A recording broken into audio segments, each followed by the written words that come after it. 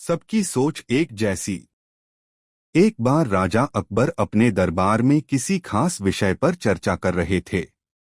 उस विषय पर उन्होंने राज दरबार में मौजूद सभी लोगों से उनकी राय मांगी। ऐसे में दरबार में उपस्थित सभी मंत्रीगणों ने अपनी अपनी बुद्धि के हिसाब से जवाब दिया। राजा यह देखकर बहुत हैरान हुए कि सभी का जवाब एक दूसरे से बिल्कुल अलग था। इस पर राजा अकबर ने बीरबल से ऐसा होने के पीछे की वजह पूछी और सवाल किया, आखिर सबकी सोच एक जैसी क्यों नहीं होती? राजा के सवाल पर बीरबल मुस्कुराया और कहा, महाराज, बेशक लोगों की सोच एक दूसरे से कई मामलों में अलग होती है, मगर कुछ खास विषयों पर सबकी सोच एक जैसी ही होती है। बीरबल की इस बात के साथ दरबार की कार्यवाही समाप्त होती है और सभी अपना अपना काम करने के लिए चले जाते हैं। उसी शाम राजा अकबर बीरबल के साथ अपने बाग में टहलने जाते हैं। तब वो दोबारा वही सवाल दोहराते हैं। बीरबल, मैंने तुमसे पूछा था कि सबकी सोच एक जैसी क्यों नहीं होती? इस सवाल का जवाब दो मुझे। इसी के साथ एक बार फिर अकबर और बीरबल के बीच इस मुद्दे को लेकर बहस छिड़ जाती है। जब लाख कोशिशों के बावजूद राजा अकबर को बीरबल की बात नहीं समझ आती, तो वह अपनी बात को समझाने के लिए एक युक्ति निकालता है। बीरबल कहता है, महाराज, मैं आपको साबित कर दूंगा कि कुछ मामलों में सबकी सोच एक जैसी ही होती है। बस आप एक फरमान जारी कर दीजिए। फरमान यह होगा कि आने वाली अमावस्या की रात को सभी अपने अपने घर से एक लोटा दूध लाकर आपके बाग में बने सूखे कुएं में डालेंगे और इस फरमान को न मानने वाले को सख्त से सख्त सजा दी जाएगी। वैसे तो राजा अकबर को बीरबल की यह बात मूर्खता वाली लगती है, लेकिन वह बीरबल के कहे अनुसार शाही फरमान जारी करवा देते हैं। राजा के आदेश से सिपाही पूरे राज्य में घूम घूम कर इस फरमान के बारे में सभी को बताते हैं। राजा के इस फरमान को सुनते ही सभी में इस बात को लेकर चर्चा होने लगी कि सूखे कुएं में दूध डालना एक मूर्खतापूर्ण कार्य है। फिर भी राजा का फरमान था तो मानना सभी को था। सभी अमावस्या की रात का इंतजार करने लगे। देखते देखते अमावस्या की रात भी आ गई और सभी अपने अपने घर से एक एक भरा लोटा लेकर कुएं के पास जमा हो जाते हैं। बारी बारी सभी कुएं में लोटा पलटकर अपने अपने घर की ओर चले जाते हैं। यह सारा नजारा राजा अकबर और बीरबल छिप कर देख रहे होते हैं। जब सभी अपना लोटा कुएं में पलटकर चले जाते हैं, तो बीरबल राजा अकबर को कुएं के नजदीक ले जाते हैं और कहते हैं, महाराज देखिए, क्या आपके फरमान से कुआं दूध से भर गया? बीरबल की बात पर राजा अकबर कुएं में झांक कर देखते हैं कि कुआं ऊपर तक पानी से भरा हुआ है। यह देखकर उन्हें बहुत आश्चर्य होता है और वे नाराज भी होते हैं।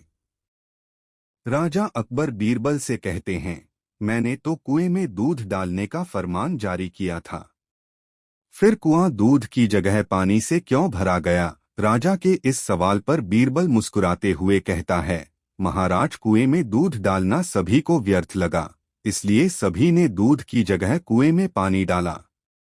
उन सभी ने यह भी सोचा कि अमावस्या की रात घना अंधेरा होता है। अब इतने अंधेरे में सभी को सिर्फ लोटा ही दिखेगा, न कि लोटे में दूध है या पानी।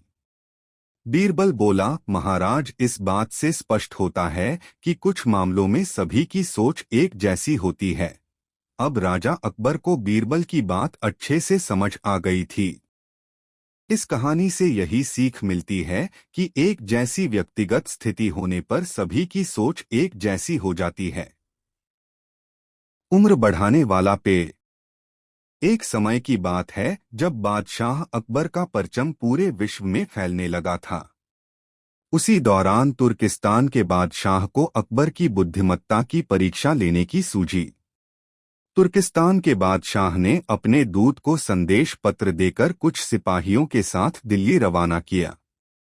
बादशाह ने पत्र में लिखा था, मुझे सुनने में आया है कि भारत में ऐसा पेड़ है जिसके पत्ते को खाकर इंसान की आयु बढ़ाने में मदद मिल सकती है।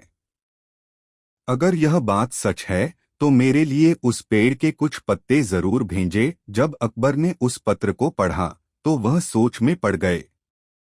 इस चिंता से उबरने के लिए अकबर ने बीरबल का सहारा लिया। बीरबल की सलाह पर बादशाह अकबर ने तुर्किस्तान से आए सिपाहियों और दूत को कैद करने का आदेश दिया। सिपाही और दूत के कैदखाने में कई दिन बीत जाने के बाद अकबर और बीरबल एक दिन उनसे मिलने गए। अकबर और बीरबल को आते देखकर वो सोचने लगे कि उन्हें रिहाई मिल जाएगी, लेकिन ऐसा नहीं हुआ। बादशाह अकबर जब उनके पास पहुंचे तो उन्होंने दूत से कहा, जब तक इस किले की एक दो ईंट गिर नहीं जाती तब तक आप लोगों को आजाद नहीं करेंगे। ऐसा होने तक आप सभी के लिए यहाँ खाने पीने का पूरा इंतजाम किया जाएगा। इतना कहकर बादशाह अकबर और बीरबल वहां से चले गए। उनके जाने के बाद दूत और सिपाही कैद से निकलने के लिए उपाय सोचने लगे। जब कोई रास्ता नजर नहीं आया तो भगवान से प्रार्थना करने लगे। जल्द ही उनकी प्रार्थना रंग लाई और कुछ दिनों बाद अचानक तेज भूकंप आया और भूकंप के कारण किले का एक भाग टूटकर गिर गया। यह घटना के बाद दूत ने अकबर के पास किले की दीवार गिरने की खबर भिजवाई। यह खबर सुनते ही बादशाह अकबर को अपना वादा याद आया और उन्होंने तुर्किस्तान के दूत व सिपाहियों को दरबार में प्रस्तुत होने का आदेश दिया। उनके दरबार में पहुंचते ही बादशाह अकबर बोले, अब तो आप सबको अपने बादशाह के द्वारा भेजे गए पत्र का उत्तर मिल गया होगा। अगर अब भी आपको समझ नहीं आया है तो मैं समझा देता हूं। तुम सिर्फ 100 लोग हो और तुम्हारी आह सुनकर किले का एक हिस्सा गिर गया, तो सोचो जिस देश में हजारों लोगों पर अत्याचार होते हैं उस देश के बादशाह की आयु कैसे बढ़ेगी।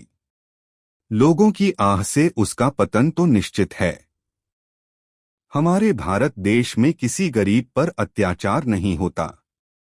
यही होता है आयुवर्धक वृक्ष। उसके कुछ दिन बाद बादशाह ने उन सभी को उनके देश भेज दिया है और रास्ते में होने वाले खर्चे के लिए कुछ पैसे भी दिए। दूत ने तुर्किस्तान पहुंचकर भारत में घटित सारी बात विस्तार से बादशाह को बताएं। अकबर बीरबल की बुद्धिमत्ता देखकर तुर्किस्तान के बादशाह ने दरबार में उनकी बहुत प्रशंसा की। इस कहानी से यह सीख मिलती है कि सभी के साथ प्रेम से रहना चाहिए और कमजोर पर अत्याचार नहीं करना चाहिए। साथ ही वही देश तरक्की करता है जहां प्रजा सुखी रहती है। अगर आपको ये कहानियां पसंद आई हो तो हमारे चैनल कोको हिंदी स्टोरीज को सब्सक्राइब करें, वीडियो को लाइक करें और अपने दोस्तों के साथ शेयर करें।